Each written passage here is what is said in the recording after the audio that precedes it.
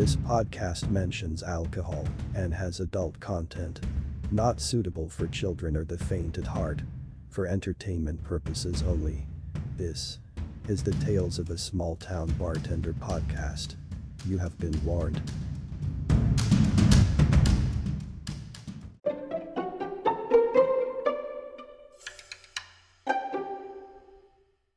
Hey guys, this is Tony. This is Sean. Holy crap, we're back. Oh my god. It's been a day. And we were just talking before we turned on the recording light, and it's like in the last episode, if you go back and listen to that, it was like, hey, we're back. But now this time we're like really back. It's been a while. It's been what a month and a half since we recorded. Yes, it's before Thanksgiving, but it's been through really no fault. I'm not going to take the blame for that, and I definitely will not cast any on you because your life got so no. Your life got so super busy. So first of all, how many painting classes did you do in the month of December? 8. We did 8. Did 8 painting classes over 31 days, okay, plus a holiday. So subtract those days out. Then on top of that, you cook Christmas and Thanksgiving, right? No, I went to my daughter's for I made the turkey for Thanksgiving, but okay, so yeah, you're I still did that. actively, right? But I went to my daughter's house, and then Christmas I cooked for Christmas Eve. You know, the Italians do the Christmas Eve thing. Yeah, and it's almost as big as Thanksgiving. It is. It's bigger. Yeah. Do you guys do it bigger than Thanksgiving? Sometimes, yeah. Like I don't think this time was that big, but sometimes it has been in the past. Definitely can check on that. And then on top of that, you have your job where you're bartending all the time. Yeah. So there was just no time in the schedule. So here we are, regardless. So first of all, I have not forgotten this.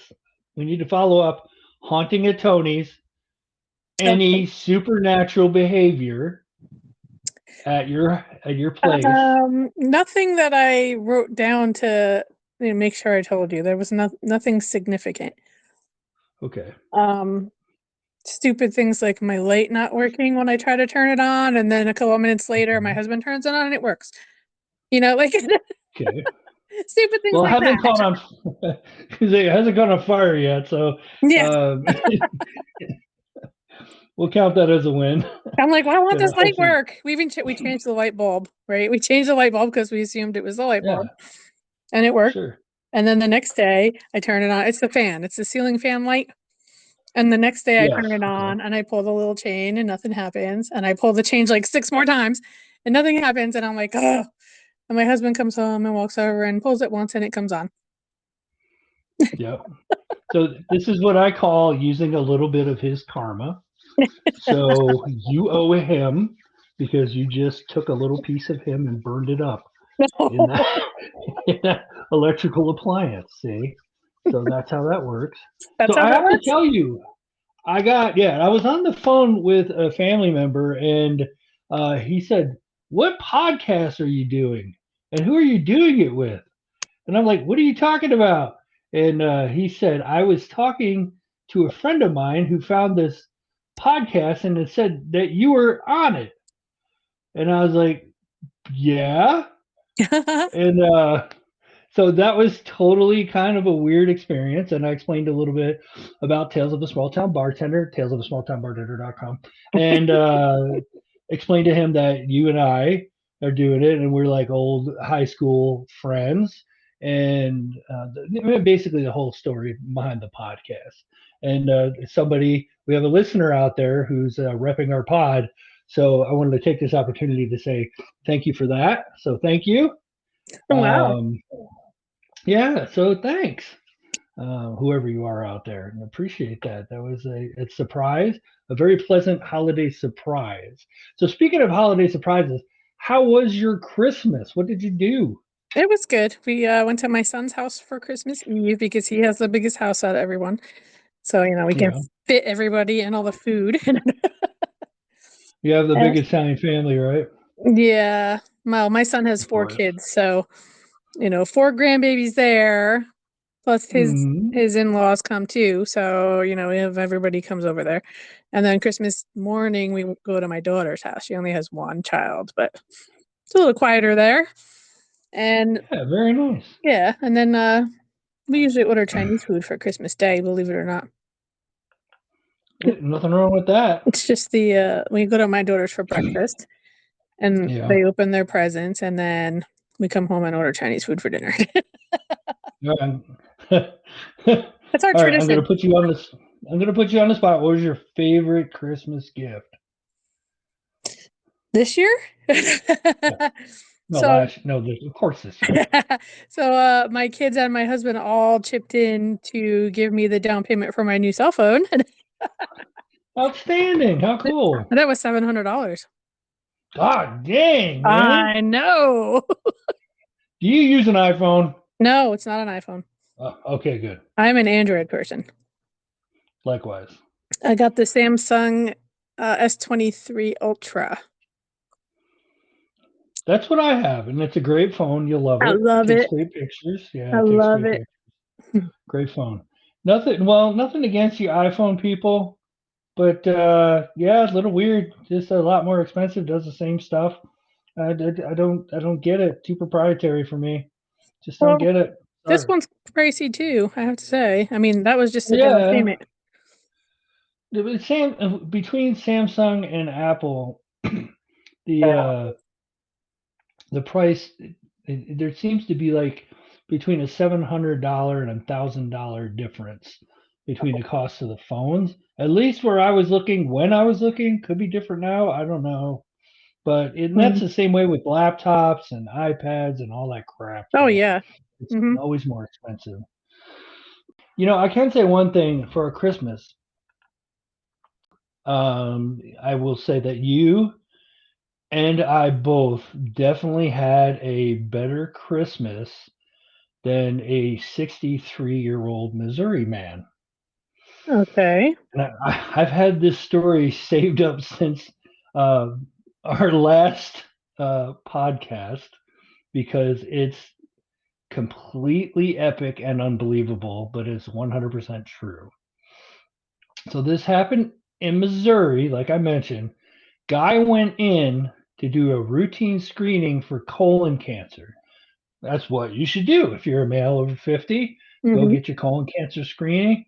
Go get I mean, what is it, the rectal exam, the whole 9 yards. Get all that done. I mean, funny, haha, but serious business. Colon cancer kills.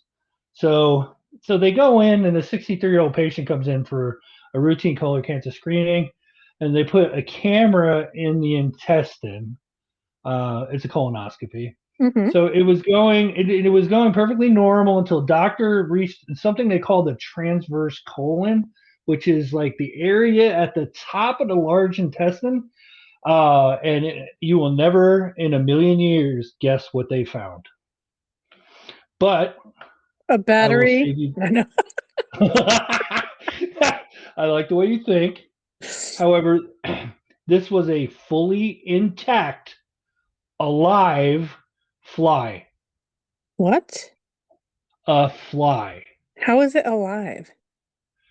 Doctors saying it was a mystery on how the insect got in there, but it was probably due to contaminated lettuce the man ate the day before his appointment.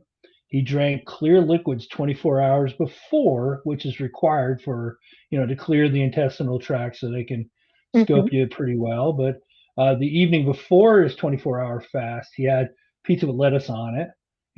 There was no fly in his food, he didn't see, but in rare cases, fly lay eggs in fruits and vegetables, Oh no. and they survive the stomach acid and hatch in the intestine. No. This case represents a very rare colonoscopic Ugh, finding, quote, I and I ate quote. salad today. No. And Oh sorry. no. Uh, so the CDC says some infested patients don't suffer any symptoms, but some do have it, like an abdominal pain or vomiting and diarrhea. But it's for the most part, stuff like this happens. I mean, when you're young and stupid, and you just eat stuff, and sometimes it just has to pass through you, right? Like one of my kids ate a quarter. Yeah. And yeah, right. You take him to the doctor, and the doctor's like, nothing you can do. X-ray.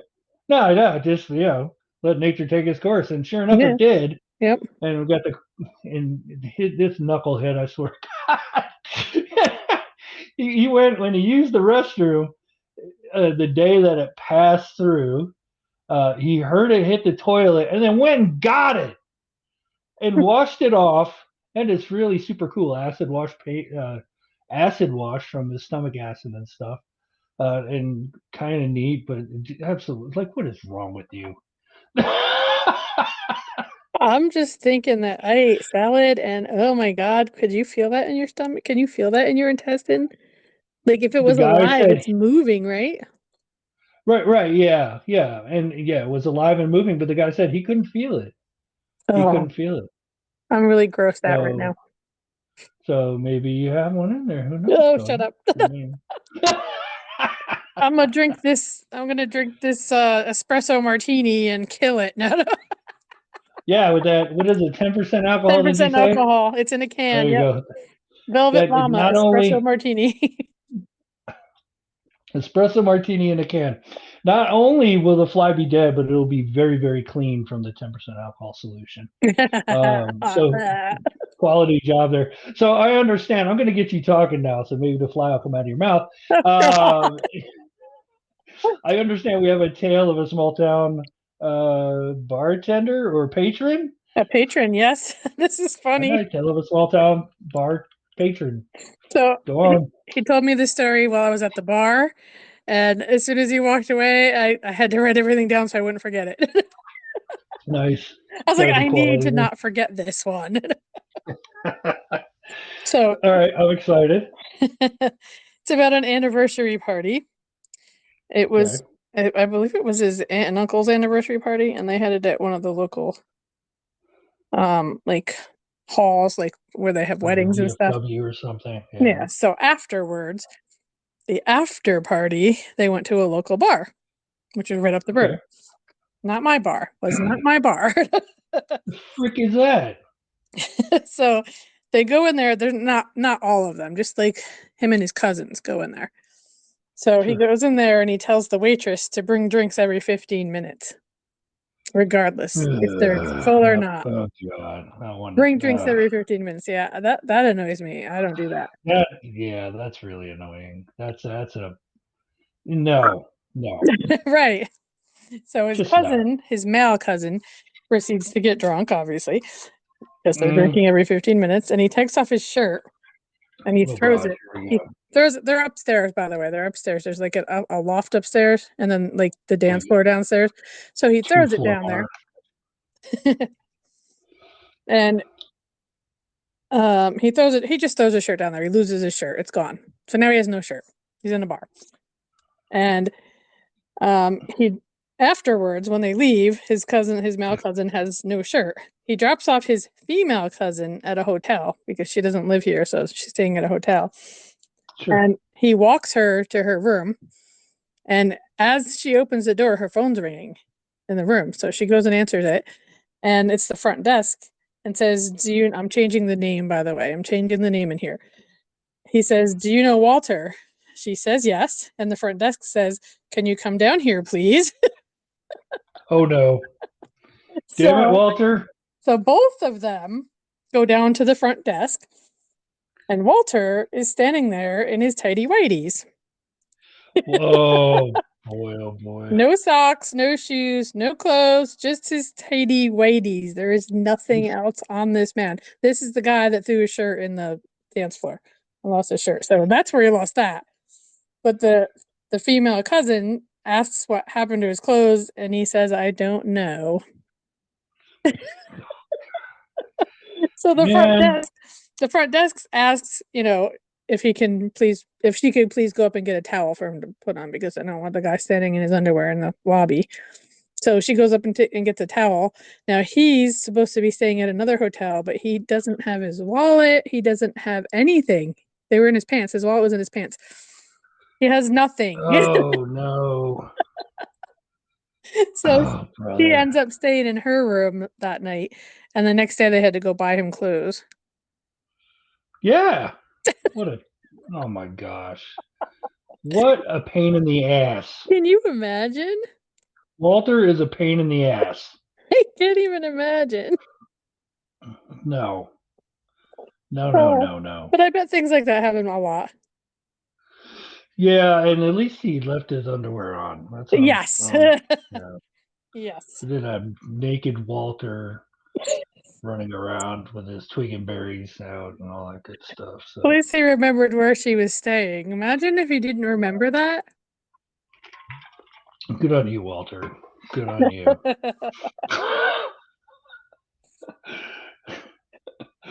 Awesome. So any final thoughts on Walter and the Fruit of the Loom journey? I wish I would have had some pictures of that. Yeah. Where are the visuals? I could just see the guy taking his shirt off and throwing it in the crowd, and then he has no idea what happened to the rest of his stuff. I'm sure the visuals in my head are much worse than what the actual reality was of it. I don't know. So I'm just gonna slide right into bar talk. Okay. Got three different things to talk about on bar talk. And this is a relatively new segment if everybody's tuning in, and it's been a long time, so my apologies. But it's been a long time. Crap you would hear over here at the bar, and we're just gonna, basically I'm gonna vent. But no, this is stuff that you would hear at conversation at a bar. So first of all, I bought a car. So awesome, right? Mm-hmm. But the experience itself in going out and buying a car is such a major pain in the freaking ass. It's not enjoyable. It takes way too much time. Mm-hmm. But I have like a few lessons learned that maybe people can take advantage of. Take advantage of my pain. But one thing is I got pre-approved at my bank, and they gave me a blank check to go to the dealership with, approved up to X dollars, and hey, just come down to the branch and pick it up, right? Yeah. This is where the trouble starts, because I walk into the branch and they're standing there, and there's a woman there that directs people. You take a number and get in line for the people in the offices that will help you, right. Like the loan officers and stuff like that, right? Yeah. There's like 6 offices, and like 4 of them are occupied with people and bank people and customers. And I'm basically have to wait in line to get into one of these 4 offices. And I'm there for 10 minutes goes by, 20 minutes, 30 minutes, 40 minutes, 50 minutes, an hour goes by. And then I get my face out of my phone, which I should have done much sooner. My bad. And notice that because the line at the tellers are so long, the loan officers are picking off people off of the front of the teller line and bringing them into their loan officer office and helping them do their transactions, as opposed to right. dozen people waiting to get their shit, including me. Man, why is that a thing? I don't know. You go to the bank, you walk in, you look at the bank, and you see the line, you get in that line, and you know you're going to be there for a little while. Mm-hmm. And I was at the front of the line for a long time, and they must have helped a dozen freaking people before from the other line before they kept going on their line of people who actually needed loan officer assistance. Is your bank always that busy? I was freaking hot. My bank isn't that busy. Yeah, I don't know. There isn't that many branches for that bank in town, so I can kind of see why, Um, but I just think it's a matter of efficiencies and people management and processes and stuff like that can really make the experience for everyone just go so much better. But it's just you have high expectations for people and they never fail to disappoint. That's basically what it boils down to. yeah. So then, anyway, I end up getting the check finally after an hour and a half, and then Wow. yeah, and then eventually end up next day, a couple days later, going to the car place, and man, these motherfuckers, I'll tell you what. Obviously, first of all, rule number one, they do not make money unless they are ripping you off. Oh, well, yeah. Period. Right? But everybody thinks it, but nobody says it. But that's the truth. And they spend all day learning ways to rip you off. Hidden fees in your contract, trying to get you to take their financing with their bullshit ass interest rates, which they jack up right before you sign the paper, which I didn't need, but I didn't tell them that. You give them as little information as possible, including the amount that you want to spend on a car or the amount you're looking to spend. You want the out the door price. What's my out the door price on this vehicle? Who gives a shit about the MSRP? Who gives a shit about what their markups are? Who gives a shit about what packages? Who gives a shit about what clear coat or what coverages they want to put on it? What's my out the door price of this vehicle? I was able to successfully, man, I did so much YouTube research and watched so many videos that was such an amazing help. And I strongly suggest everybody do that. Anybody doesn't go into a car buying process without doing some research, you are definitely going to get ripped off. So do yourself a favor, spend yourself an hour or two going through YouTube videos about how to shop for a car because it's so valuable. But I ended up getting a nice car for a very reasonable price. I'm very happy with the purchase. Ended up getting some coverages that were reasonably priced for what they are, and very happy in the end with my car buying experience. Although because of that struggle that goes on between you and the car salesman, the process you need to set aside hours of your day, Yeah. Yep. right, and because they have all day, they're not going anywhere. They'll even go home, but they're at work. You're at their job, but they're not going to make any commission if you don't buy. So that's your leverage, right?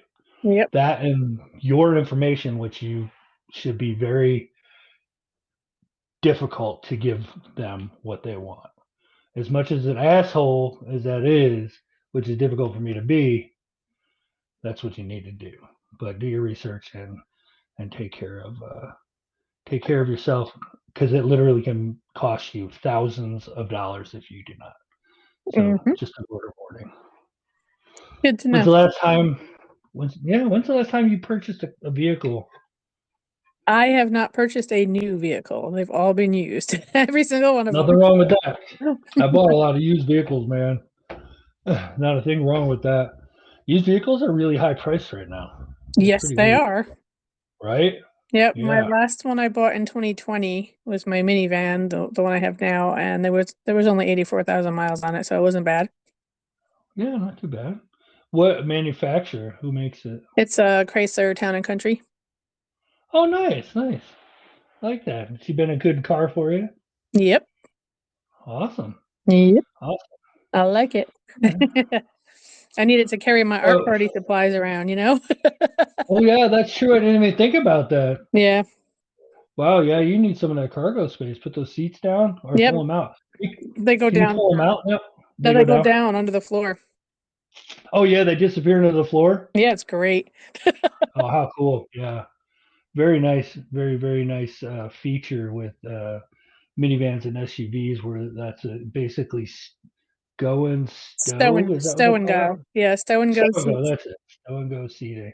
Yeah, very, very nice. So yeah, they're very convenient for you because you're piling them up. Well, hold on a minute. No, no, no, no, no. Let me just jump back for a second.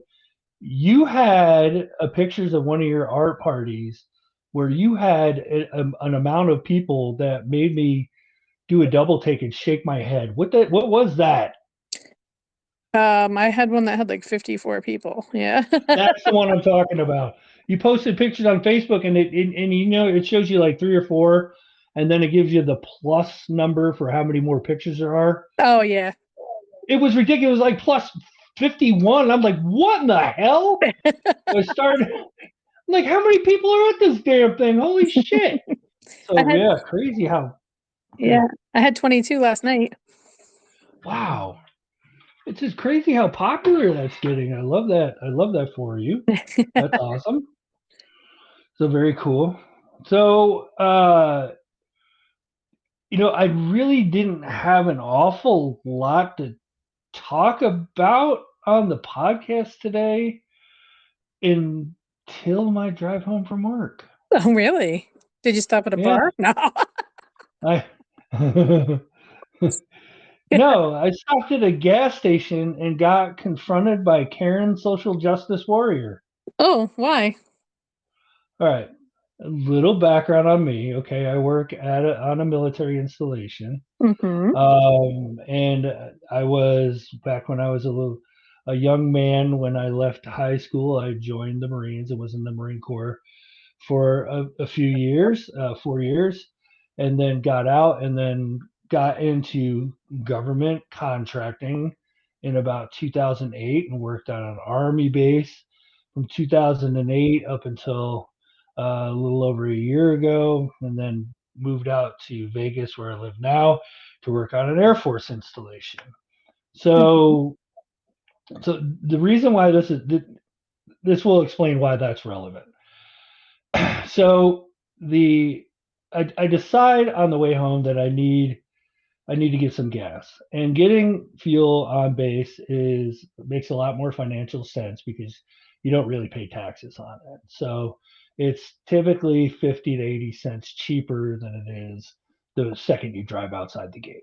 Right. So yeah, it makes sense to just fuel up there. So I go and pull in, and there it's a one way into the pumps and one way out. And there's about 12 different pumps, 6 for the driver's side fill ups and 6 for the passenger side fill ups. Mm-hmm. I pull in, and there's like 2 cars waiting at every driver's side fill up, but there's a number of empty passenger side fill ups. I have a driver's side fill up. So instead of waiting in line, and I am a stickler for the rules. So this fucking annoys me to no end because I do not break the rules. I just do not. Okay. And the one time I decide to do it, I pulled through on the passenger side where there's no car, and I turned around and I go to pull in to where the pump is so I can facing the opposite direction. I'm facing the wrong way. Okay. That's my guilt here. That's my guilt. And there's a Bronco who's pulling in, and the husband is obviously in the military, and the wife gets out and walks up to my car, and I crack my window, and she says, "Do you know it's a privilege to be here on base?" And I just rolled my window up and continued parking, shut my car off, got out, and started fueling my car. So you think that was enough? It definitely was not. So husband is filling up their truck, and wife gets out with her cell phone and starts recording my vehicle, starts recording me. Do you think you're special? I'm going to send this to the base commander. And you know it's a privilege to be here on base, as she's shooting the license plate on my car, which says Marine Corps veteran on my license plate. and she wants to know if I know it's a privilege to be on base. Mm. And she's like, "This is the idiot, and this is what he's doing. He's facing the wrong way of the pumps because he thinks he's special."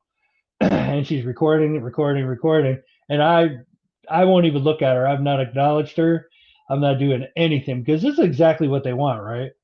They want conflict. They want you to engage with them. They want to escalate.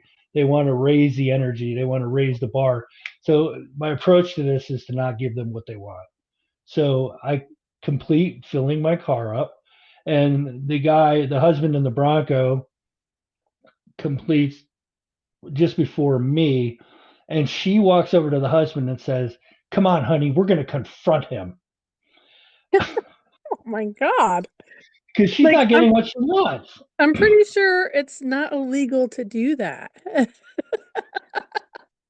I mean, she's not getting what she wants out of this. Oh my goodness. So now hubby wants hubby to get involved. So what hubby did was pull forward in the correct direction to the back of my car, which is facing in the opposite direction. Now, what I had planned on doing was backing out of the spot so I would actually exit the facility, go in the correct way. But now he's blocking me from doing that. Oh my God. So I got in my car and I just pulled out the wrong way. That's ridiculous. So here's a ridiculous thing about it. The ridiculous thing is now I have to report this to the people that run my contract. Why? Because if something comes of it and I didn't say anything. Oh. And yeah. Oh, geez. That's stupid ridiculous.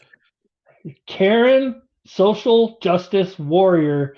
So do you know that the slur dependapotamus? No. Have you heard that? Okay, I so have it's in the military when you have a military wife who, and it's not every military wife because there's plenty of military wives that are just fine, but this is the military wife whose most common phrase is "respect my husband's rank" and "do you know who my husband is?"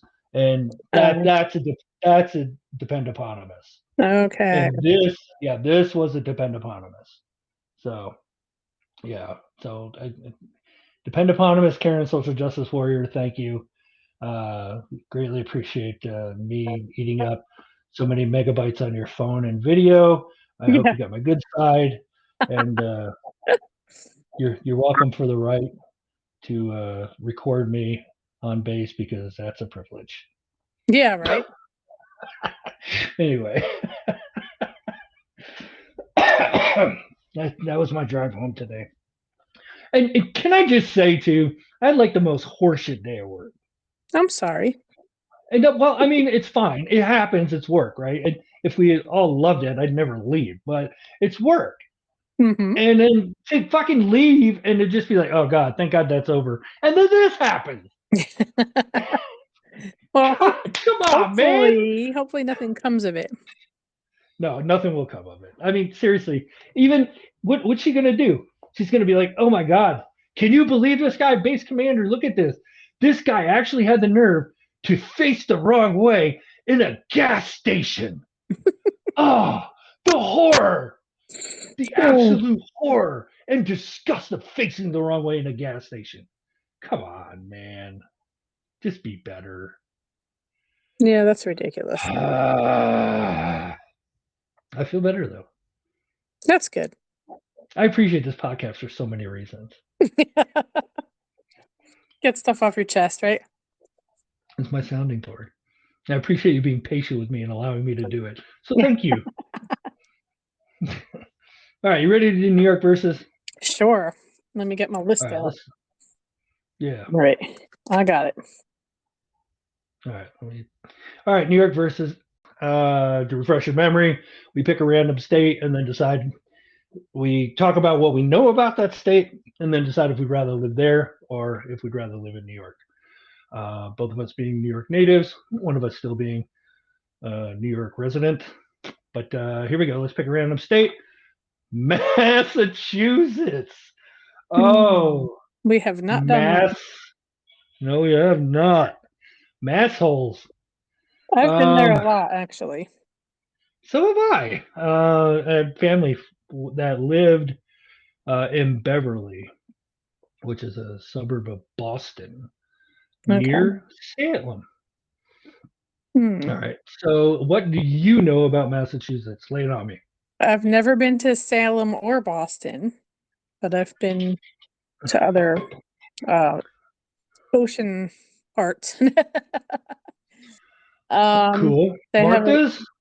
no, I've never Cape been there Cod? either. No. I can't even think of the names of the towns now. That's all right. That's Well, all right. There's a we lot went of beaches there. we went to see the Lizzie Borden house. That was in Massachusetts. Oh, very cool. That was cool. We did the Yeah, tour. And that very was nice. close to where we were at. My dad, I had done the ancestry.com to find my dad because I didn't know him. And come Uh-huh. to find out, he lived in Massachusetts and I had I'll be cousins darned. there. So I went to meet them, and Oh, cool. he was deceased, so I didn't get to meet him, but I got to see his grave. They brought me there. Um, stuff like that. I've been to Lee, Massachusetts a lot for the outlet mall. I forget the name of it. I guess it's Okay. just like Lee Outlets or something. But I've been there a bunch of Oh. times. We used to have a timeshare by there too. Great Oh, no Barrington. joke. Great Barrington. But Is yeah, that on the beach area that's or not the beach area. My next dad's to it? family was on the beach area. I can't remember the name of the Gotcha. town though. If I was more prepared for this, I would have looked it up. But It's all right. It's in nature. We're ad-libbing. We're didn't know ripping. We're didn't know it was going. going to be Massachusetts today. Who knew? It's a random state generator website I have. So Yeah. yeah, who knew? This proves that it's not fixed beforehand. So yeah, completely random, but cool. That's a lot of good information. So I know that the turnpike that blinkers are optional, and then in fact in most vehicles they actually unplug them from the car so you Wow. can't use them. But no, that's not true. But but let's start that rumor about Massachusetts because they don't use blinkers on the Mass Turnpike. Blinkers are optional and banned. Really, I mean, just let's just call them banned. Salem. I'm surprised you haven't been to Salem because we did take Me a too. couple of class trips there. What? Yeah, definitely did. When was And it that? was one of I don't was it Montgomery Street? Fourth through sixth grade. Oh, I wasn't in that school. Oh, I went okay. to I That would went to explain Gardner it. Town. Oh, okay. Well, that would explain it. I think it was fourth through sixth grade. We went up there through that. It might have been junior. I don't think it was junior high. Yeah, I I think it don't was remember elementary that. school later years. But yeah, we went up there once, if not twice. But it was like one of the coolest towns as far as the witch Salem trials or the Mm. witch trials, and they had some of the greatest museums and some of the coolest shops, and it was really spooky because Halloween's always been my thing. I love that, and Me man, too. Salem just oh, you definitely need to get up to I need Salem. to go. Well, first, yeah, see if it's still that thing because it's been a day since I've been there. But see if it's still got that vibe going to Oh, it. it does. But I man, follow a back lot of stuff on Facebook. oh, do you? It is Yeah. like one of the coolest places to visit. And yeah, I loved it. And Boston has got probably one of the most train wreck cities for streets. Um, there's no real layout for how Boston laid their streets out. It's just basically a train wreck, and it's difficult to get anywhere. And traffic obviously is a nightmare. It's a major city, and the streets aren't done properly. So, yeah, good luck with that. One thing I would love to do is go to Fenway. I've never been to Fenway uh, and see a baseball game there. That would be very, very cool. Have not done that. Yeah, I have family in Beverly, which is a suburb of Boston, right outside, which was a super cool, like northeast kind of suburb town. Very cool. Um, Oh, I yeah, found but I I think it's found the name of the town, uh, New Bedford. oh yeah, New Bedford, New Mass. Sure. Bedford. That's Yeah, where he lived. absolutely. Very cool. That's awesome.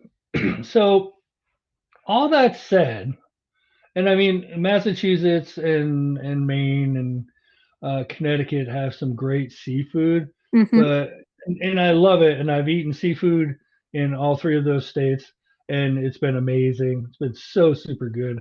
Even not even I'm not even that huge of a seafood fan, but the seafood was so super tasty and inexpensive. Uh, but even that said, I'm not a seafood guy. I'm more of an Italian food guy. So New York wins for me. What about you? This is tough for me. Yeah, I kind of like Massachusetts. I don't know.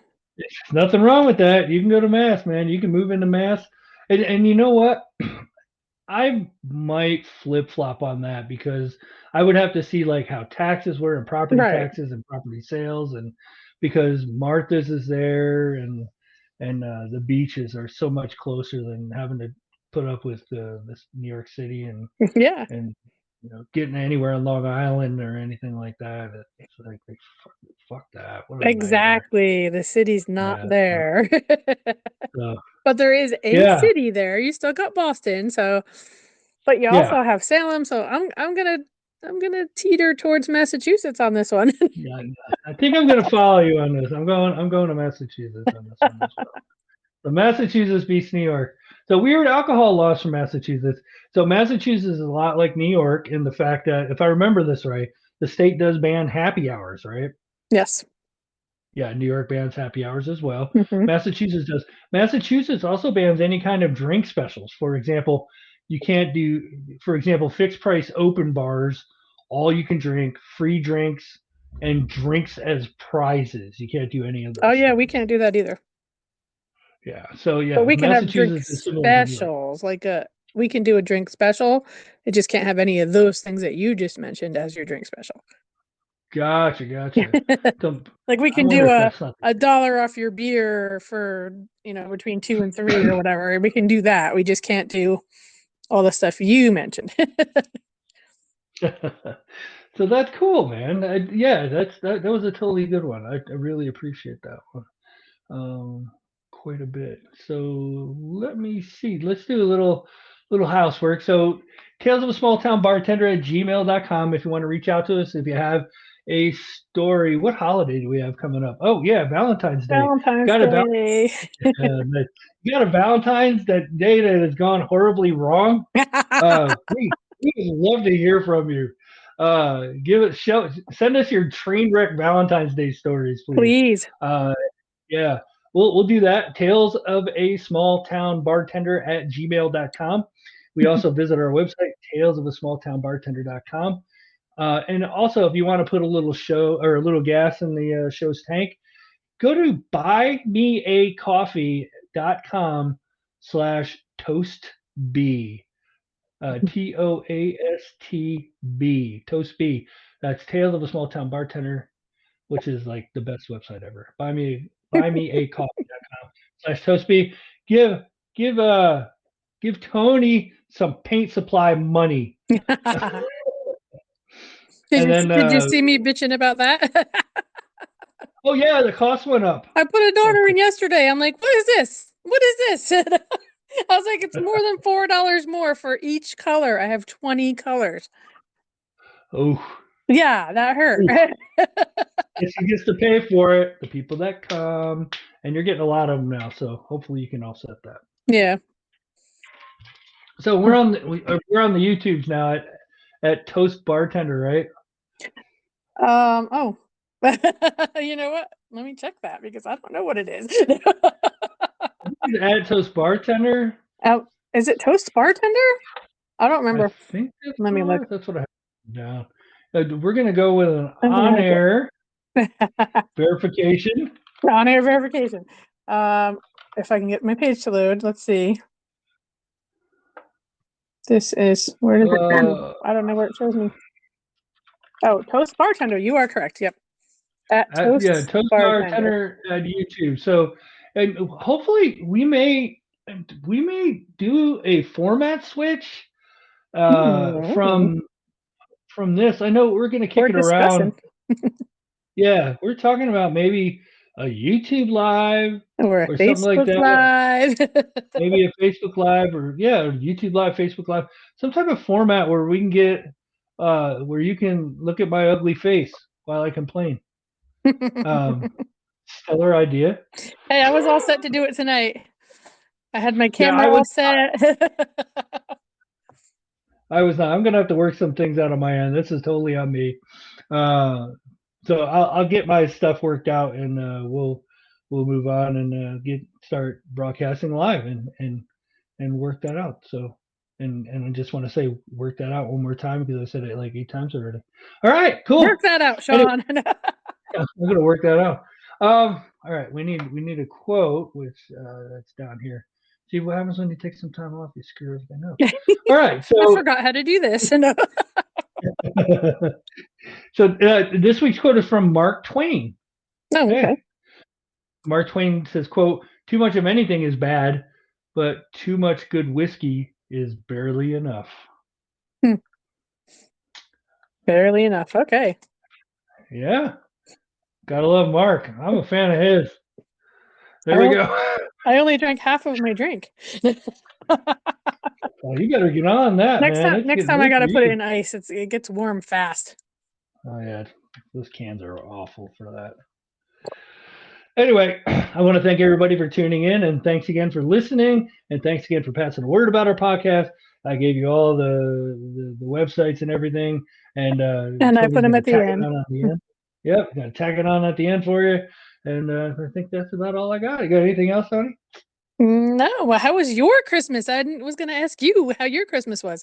Oh, it was awesome. It was very quiet. It was just my wife and son here, and I'll say we super quiet. My wife whipped up a wonderful breakfast, and we basically just chilled around the house and enjoyed the time off work. My wife complains a lot that when I retire, I'm going to be very bored because I'm going to have nothing to do. And this time off between Christmas and New Year's definitely proved her wrong. Oh, yeah. I will not be bored. I will absolutely enjoy it. Not having to get up in the morning and go to work every day. It'll be a wonderful thing, and I'm sure I'll find stuff to find the time because I absolutely loved it. The best present I got was a wonderful watch from my wife. Nice. But I'm kind of a watch guy, a timepiece guy. So it was another one I had in the collection, but it was very beautiful and noteworthy. So I consider myself very lucky. But that's enough about that. I had a whole 3 days off, and I thought that was great. 3 days. Isn't it wonderful? I don't know about you, but for me, it's wonderful how easy it is just to slip into a new routine of nothing. I absolutely love it. It's great. I can't wait to do it again. Yeah, right. Very soon. Anyway, I don't have anything else, and I appreciate everybody listening. Appreciate you joining me today, Tony. Thanks for having me on the show again. It's great to be back, and that's all I got. I'm Sean. I'm Tony. Have a good evening. You said it. Yep. Thanks, everybody.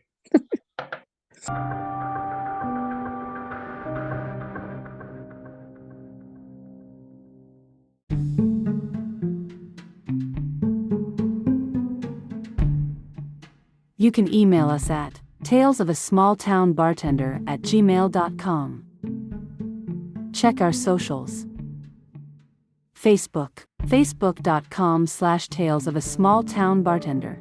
Instagram, instagram.com/talesofasmalltownbar/. TikTok, @talesofabartender. Buy us a coffee at buymeacoffee.com/toastbee.